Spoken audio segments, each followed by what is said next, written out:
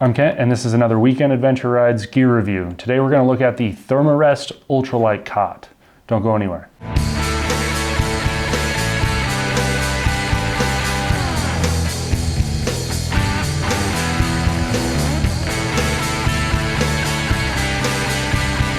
So I have here the Ultralite Cot by Thermarest.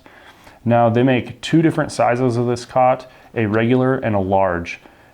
Now both cots will hold 325 pounds. The regular cot is 24 inches wide by 72 inches long, and the large is 26 inches wide by 77 inches long. And both cots sit 4.5 inches off the ground. The large weighs 3 pounds exactly. The regular weighs 2 pounds and 10 ounces. Now, both of them closed up are 16 inches long and 4 inches wide. So we're going to open this up here and take a look at all the parts. So the cot is made up of actually 4 different parts. There's the ripstop laminate polyester, and Thermarest makes 2 different kinds of cots, or backpacking cots. There's this, the ultralight one, and then the mesh cot. Now the biggest difference between those are the style of legs and then the material that makes up the fabric. On the mesh cot, it's exactly what it says. The cot actually has some perforations in it which allow air to flow, so that's more of a summer cot. Now I wouldn't call this a winter cot because it's still very thin, but it does have this reflective barrier here. Now this is kind of like a mylar material, and that will give you some more insulation when you're sleeping on it. So during hot summer nights, it may be that this is actually too warm. Most of the time I'm spending camping or on the motorcycle, I'd prefer to have this because it does get kind of chilly up in the mountains. And this being a ripstop material, it's impressively strong from first appearances. Now the legs are nylon, and the first thing I notice about these is the small contact area that this will have with the ground or the bottom of your tent. And reading some reviews on this cot, people are pretty happy with the design function of this cot, but they're not happy with how this small contact area causes damage to the bottom of your tent.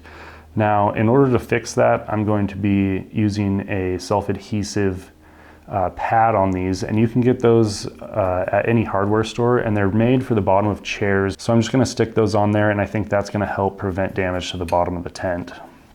Okay, so those are the legs. Now the poles that go across the bottom of the cot that make up the twist bow and bow setup, they're anodized aluminum, and these seem extremely strong for how lightweight they are. Now you get 2 different colors.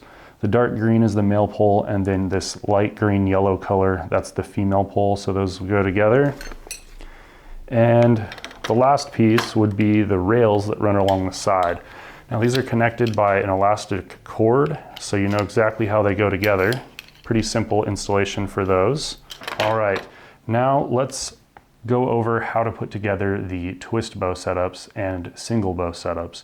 So for each one of those, you need 2 legs, and the single pole setups, you need just 2 poles here. So the first thing you're gonna do is take your leg, and there's 2 different places you can put the pole. For the single bow setup, I always go to the top, and you can seat these in, give them some good pressure, push them in there. So that's 1/2 of your twist bow, or excuse me, 1/2 of your single bow. And then push the other side in there, and then these simply go together across the bottom of the cot like that. Okay, now for the twist bow setup, you're going to put the male pole on top and then female pole on the bottom, and you'll do that on both sides, exactly the same. So seat those really well. Now, when you put these together, you'll notice that one pole is upside down, or one foot is upside down, and that's intentional. When you hook this to the bottom of the cot, you twist it, and just like the name says, it's the twist bow setup. So this gives a little more rigidity to this, and supports the bottom of the cot a little better when you've got your full weight on it. Okay, now that we know how to put those together, let's set the cot up, and I'll show you how to install these without causing damage to the material on the cot. First thing we're gonna do is unroll the cot and put that face down. Next thing we're gonna do is assemble all of our bows and twist bows. So I've got the first one assembled. Now we're gonna assemble one more twist bow. Now we'll assemble all of our single bows. Okay, we have all of our bows put together. Now we'll assemble the side rails. All right, now for the actual assembly of the cot. The fabric that holds the side rails has one open end. You can see that here. Now I found when assembling this, it's a little easier if you turn the cot on its side. And then that way, the poles don't get hung up in the eyes that connect the feet. So we'll hold the cot up on its side like this, and we'll run those poles through.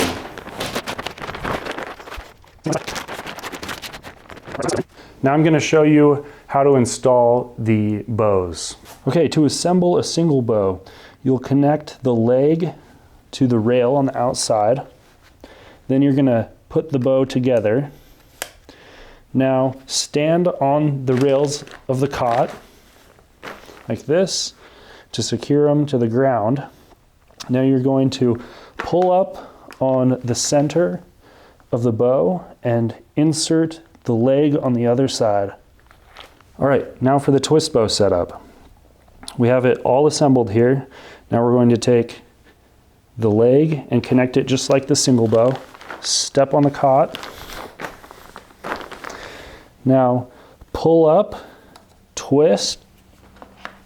You have to keep tension on this. Pull up, twist like this, and you're going to connect the leg into the other side. Okay, we have the cot assembled now. I forgot to previously mention the order in which you assemble it. You want your two twist bows in the middle and then your single bows on the outside. All right, if you weigh less than 175 pounds, you can get away with using 4 single bows, and you don't need the twist bows.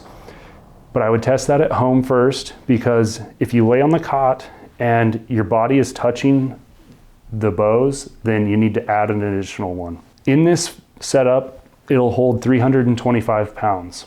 Now, I like a little redundancy, so I'm gonna purchase another twist bow setup from Thermarest. You can get them for $25 and add it to this probably at the head side of the cot. That way, if I make a mistake and break one of these, I'm not gonna be sleeping on the ground. Important things to consider when you're getting on and off the cot. You don't want to put your hands in the middle of these poles here. Put your weight over the top of the legs when you're getting on and off the cot. Also, you're not going to want to jump on it or move front to back on the cot. No sliding on this. So when you sit on it, you can just sit straight down, swing your legs on, and then lay flat. Getting off the cot, legs off, and make sure you put your hands over the top of those legs when you're getting up and you're putting pressure on it, or they will collapse.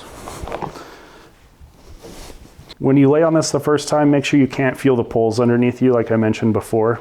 I've got my inflatable pillow here, which actually attaches to the cot itself. Now, it's pretty comfortable laying on your back, though I'm a side sleeper, and I think I'm gonna do just fine on this.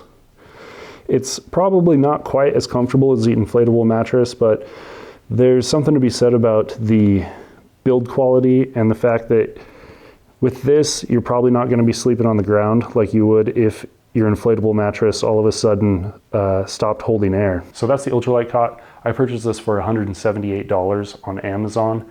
Now they retail from Thermarest for $220 for the large. The regular is $200. The reason I got it cheaper is I waited for the sales to come up. I've seen these as cheap as $150, and so right now being winter, it's a good time to wait and check the sales on this and get it for a little bit better price. Okay, well, that's a review, and don't forget to like, subscribe, and follow us for more riding videos, how-tos, and reviews. This is Weekend Adventure Rides.